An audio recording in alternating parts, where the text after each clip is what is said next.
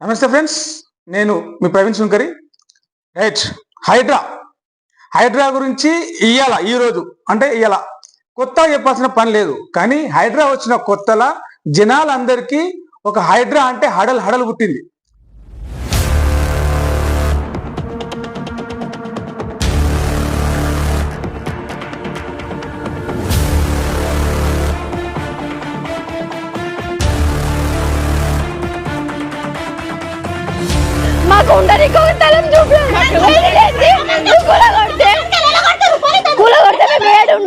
అయితే హైడ్రా ఏర్పాటుకు ప్రభుత్వం చెప్పిన కారణం ఏంటంటే అంటే నగరంలో చెరువుల ఆక్రమణలను మేము అడ్డుకుంటాం, చెరువుల్లో ఆక్రమించి కట్టిన కట్టడాలను అక్రమ నిర్మాణాలను కూల్చేస్తాం, ఏదైతే ఫుట్పాత్లు ఆక్రమించి కట్టిరో ఆ దుకాణాలు పెట్టుకున్నారో వాటిని తొలగిస్తాం అనే దాంతో చెప్పింది. మొట్టమొదటి ప్రాజెక్టుగా హైదరాబాద్ లో ఉన్నటువంటి 6 చెరువులని కాపాడి, ఔటర్ రింగ్ రోడ్ లోపల ఉన్నటువంటి 6 చెరువులు ఏవైతే ఉన్నాయో ఆ 6 చెరువులను కాపాడి వాటి 6 చెరువుల బాగోగులు చూస్తాము, అందులో ఉన్న FTL పరిధిలో ఉన్న నిర్మాణాలను తొలగిస్తాము, చెరువు పరిధిని పెంచుతాం అనే టార్గెట్ తోటి ముందుగా స్టార్ట్ అయింది. ఒక మోడల్ గా ఉండాలని చెప్పేసి ఆ తర్వాత ఈ 6 చెరువులను పూర్తి చేసిన తర్వాత వాటిని ఒక మోడల్ గా చూపించిన తర్వాత హైదరాబాద్ లో HMDA పరిధిలో GHMC పరిధిలో ఉన్న చెరువులన్నింటినీ ప్రభుత్వ సహకారంతో ఇతర NGOల సహకారంతో వాటిని కాపాడి వాటిలో ఉన్నటువంటి FTL పరిధిలో ఉన్న నిర్మాణాలను కూలగొట్టి చేస్తాం, చెరువుల సంఖ్య పెంచుతాం, మాయమైపోయిన చెరువులన్నింటినీ కూడా మళ్ళీ పునరుద్ధరిస్తాం, చెరువుల పునరుద్ధరణ అని చెప్పేసి చెప్పిండు. అందులో ముఖ్యంగా మొదటగా గత ఏడాది హైడ్రా ప్రారంభించిన వెంటనే రంగంలోకి వచ్చి కొంచెం వెలుగులోకి వచ్చి చర్చనీయాంశమైన చెరువు ఏదైనా ఉందా అంటే బతుకమ్మ కుంట, అంబర్పేటలో ఉన్నటువంటి బతుకమ్మ కుంట. ఆ బతుకమ్మ కుంటకు సంబంధించి అక్కడ హైడ్రా దాన్ని చేస్తూ ఉంటేనే కొన్ని నీళ్లు బయటపడ్డాయి. అంటే బతుకమ్మ కుంట బతికే ఉంది, బతుకమ్మ కుంటలో ఇప్పటికీ నీళ్లు ఉన్నాయి, ఇది ఒరిజినల్ చెరువు, కొన్ని వందల సంవత్సరాల నుంచి చెరువు ఉందని చెప్పేసి ఆ స్థానికులతో మాట్లాడించారు. కాంగ్రెస్ సీనియర్ నాయకుడు VH దాని గురించి పోరాటం చేసిండు, కూర్చున్నాడు, ఇదంతా జరిగింది. ఇప్పుడు బతుకమ్మ కుంటలో ఆ చెరువు పునరుద్ధరణ పనులు జరుగుతూ ఉండే, తవ్వుతా ఉన్నారు. ఈ తవ్వకాలు జరుగుతున్న క్రమంలో ఏమంటారు ఆ JCBలు పెట్టి తవ్వుతూ చెరువును పునరుద్ధరిస్తున్న క్రమంలో వచ్చిన వర్షాల వల్ల భారీగా నీళ్లు కూడా వరద నీళ్లు కావచ్చు, మురుగు నీళ్లు కావచ్చు, భారీగా బతుకమ్మ చెరువు అయితే పూర్తిగా నిండిన పరిస్థితి కనిపిస్తా ఉంది నిన్న మొన్న కొట్టిన వర్షాలకి. సో సెప్టెంబర్ 21 తారీఖు కరెక్ట్ గా నెల రోజులు ఉంది. ఆ నెల రోజులు సెప్టెంబర్ 21 తారీఖు నాడు బతుకమ్మ కుంటను పూర్తిగా పునరుద్ధరించి పూర్తిగా CM చేతుల మీదుగా ప్రారంభిస్తాం అని చెప్పేసి హైడ్రా కమిషనర్ రంగనాథ్ చెప్తా ఉన్నారు. అయితే స్థానికులు ఏమంటున్నారు అంటే ఆ బతుకమ్మ చెరువును కాపాడిరు, అంత చేసిరు, బాగానే ఉంది, కానీ ఇప్పుడు చేసిన తర్వాత మళ్ళా దాంట్లో మురుగు నీళ్ళు ఏవైతే ఉన్నాయో డ్రైనేజ్ వాటర్ కలవకుండా చూడండి, మంచినీటి వాన నీళ్లు మంచినీళ్ళు ఉండేలాగానే చూడండి, అది 4 జనాలకు ఉపయోగపడుతుంది అని చెప్పేసి అంటా ఉన్నారు. దాన్ని పునరుద్ధరణ చేసి దాంట్లో ఉన్నటువంటి దాన్ని ఏదైతే పనులు చేసిరో అది మరి ఎంతవరకు అది చేస్తారో రేపు తెలుస్తుంది. సెప్టెంబర్ 21 ప్రారంభిస్తా అని చెప్పేసి చెప్తా ఉన్నారు. అయితే దీంతో పాటే ఎన్ కన్వెన్షన్, నాగార్జునకు చెందినటువంటి ఎన్ కన్వెన్షన్ మీద మొదటి పంజా విసిరింది హైడ్రా. అంటే పేదోళ్ళ ఇల్లు కూలగొడతారా, పెద్దోళ్ళ ఇల్లు కూలగొడతారా అని వచ్చిన ప్రశ్నలకి ఎన్ కన్వెన్షన్ ఒక సమాధానం లాగా చెప్పొచ్చు. అయితే ఎన్ కన్వెన్షన్ ఎక్కడుందా అంటే తమ్మిడికుంట అనే ఒక చెరువు పరిధిలో దీన్ని కట్టిర్రు. చెరువు పరిధిలో కొంత భాగాన్ని ఆక్రమించి ఈ ఎన్ కన్వెన్షన్ కట్టిర్రు. కాబట్టి ఎన్ కన్వెన్షన్ ని పూర్తిగా ఏదైతే చెరువు ఆక్రమణ చేసి FTL పరిధిలో ఉందో దాంతో మేరకు తొలగిస్తున్నాం అని చెప్పేసి హైడ్రా వితౌట్ నోటీసులు శనివారం పోయింది. శనివారం ఆదివారంలో మొత్తం కూలగొట్టి చేసింది. తుమ్మిడికుంట FTL పరిధిలో ఉన్నటువంటి ఈ నిర్మాణం ఉన్న దాన్ని మొత్తం కూలగొట్టని చెప్పేసి జూలైలో ఏదైతే ప్రారంభించబడిందో ఆగస్టులోనే తొలి పంజా ఎన్ కన్వెన్షన్ మీద వేసింది. అయితే దాంతో పాటే నాగార్జున ఎన్ కన్వెన్షన్ తో పాటే అక్కడ ఉన్న మిగతా వాళ్ళ ఎవరైతే శ్రీనివాస్ రెడ్డి అని ఒక స్థానికునికి సంబంధించిన 1200 గజాల స్థలాన్ని కూడా హైడ్రా లాక్కోవడం మీన్స్ ఆ పునరుద్ధరణ, చెరువు పునరుద్ధరణ FTL పరిధిలో ఉందన్న కారణంతో అక్కడ ఉన్న నిర్మాణాలను ఆ పశువుల దొడ్డి ఏదైతే ఉందో దాన్ని పూర్తిగా నీలమట్టం చేసింది.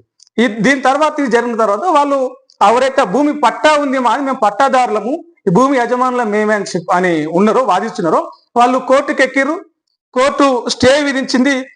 ఏకపక్షంగా హైడ్రా చేసిన దానికి కొన్ని అక్షింతలు వేసింది. మీరు అట్లా చేయడం కరెక్ట్ కాదు, ముందుగా నోటీసులు ఇవ్వరు, కాగితాలు చూడరు, ఏం చూడరు, ఇష్టం వచ్చినట్టుగా చేస్తుంది కరెక్ట్ అని చెప్పేసి హైడ్రాకి ఆ కోర్టు కొంచెం ఇది చేసి వారి పక్షాన బాధితుల పక్షాన నిలిచింది. అయితే ఈ తుమ్మిడికుంట అనేది మొత్తం 30 ఎకరాల FTL విస్తీర్ణం దాన్ని ఆక్రమించి ఎంతకాడికి చేసిరా అంటే 14 ఎకరాల కంటే సగం చెరువు మింగిరు.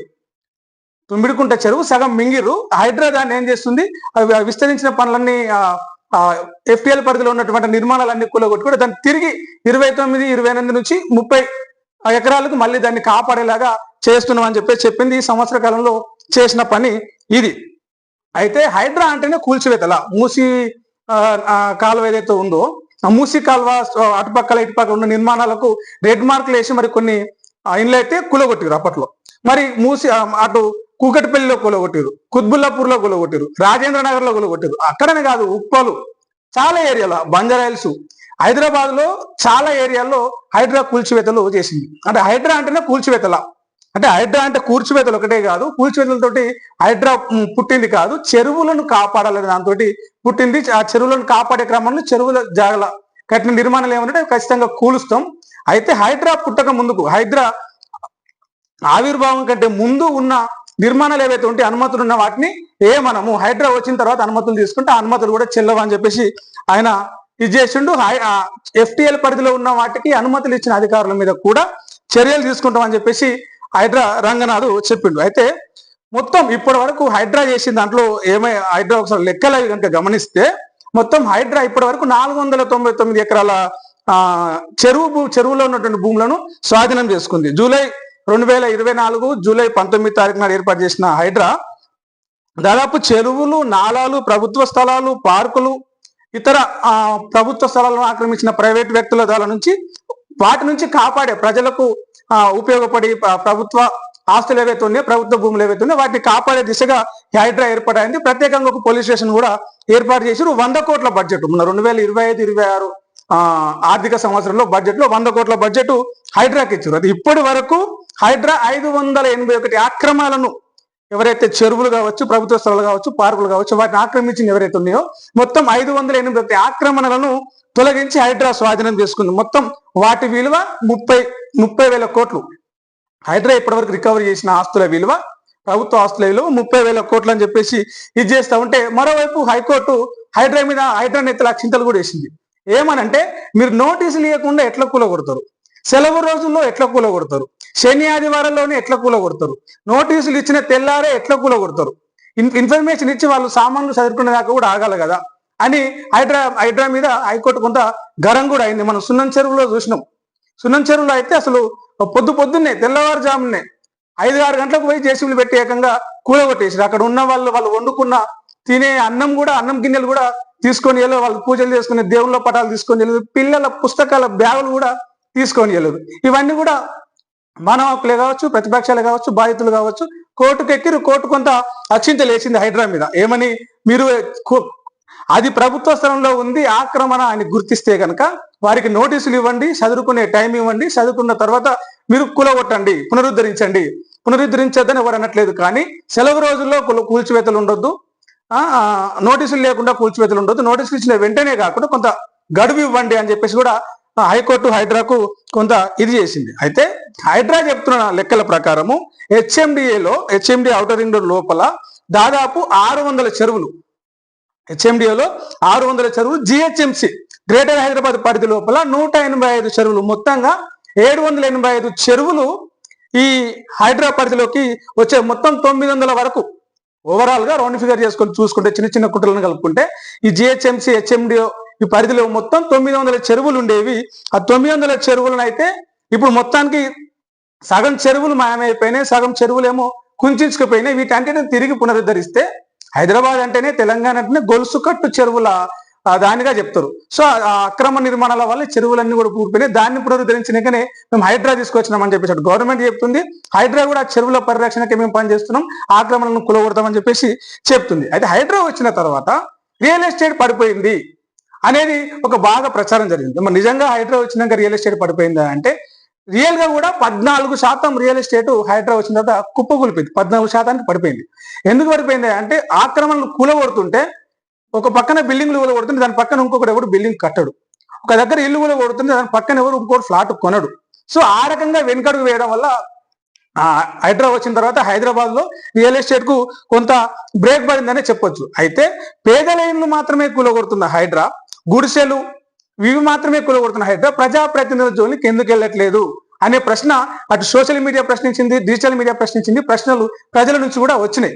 అయితే ఈ క్రమంలోనే అటు నాగార్జున ఎన్ కన్వెన్షన్ ను ఉదాహరణ చూపించింది. దాంతో పాటే మల్లారెడ్డి కాలేజీలు ఏదైతే ఉందో పల్లారాజేశ్వర చెందినటువంటి అనురాగ్ యూనివర్సిటీ ఏదైతుందో వాటి మీద కూడా చర్యలు తీసుకుంది. ఎమ్మెల్యే అక్బరుద్దీన్ సంబంధించిన ఓవైసీ సంబంధించిన ఫాతిమా కాలేజ్ మీద కూడా మేము చర్యలు తీసుకున్నాం అని చెప్తా ఉంది. కానీ ఫాతిమా కాలేజ్ సంబంధించి రీసెంట్ గా వాళ్ళు ఏం చెప్పారు, మానవత దృక్పథంతో ఆ కాలేజీ విద్యార్థుల భవిష్యత్తు చదువుకుంటున్న విద్యార్థుల భవిష్యత్తు దృష్టిలో పెట్టుకుని ఆ కాలేజీ ఇప్పట్లో కూల్చోబోమని చెప్పింది.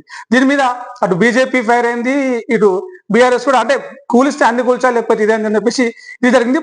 పెద్ద పెద్ద వాళ్ళ ఫామ్ హౌజులు ఎఫ్టీఎల్ పరిధిలో ఉన్న వాళ్ళ ఫామ్ హౌజులు వాళ్ళ విల్లాలను కూలగొడతలేరు, పేదోళ్ళ ఇండ్లను పేదోళ్ళ గుడిసెలను రేకుల షెడ్డులను వాటిని మాత్రమే కూలగొడుతున్నారు అని చెప్పేసి ఒక విమర్శ అయితే హైడ్రా మీద ఉంది.